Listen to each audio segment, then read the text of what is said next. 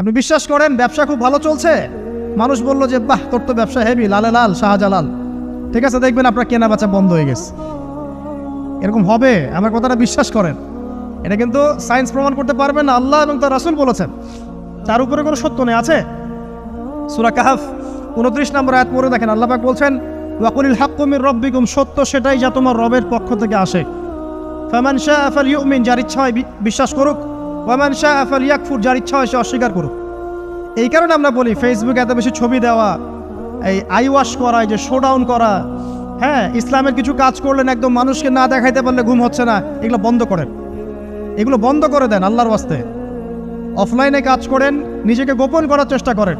যত বেশি মানুষের কাছে নিজেকে এক্সপোজ করবেন, কাজের বরকত কমে যাবে, কাজের বরকত কমে যাবে, চোখ লাগবে, নজর লাগবে। এবং চোখ লাগা বদ নজরে বহু আলেম আস্তে আস্তে মাঠ থেকে মাইনাস হয়ে গেছে না, যায় নাই? এখন কি আলেমদের সংখ্যা বেশি না কম? যত দিন যাবে আলেমের সংখ্যা আরও কমে যাবে।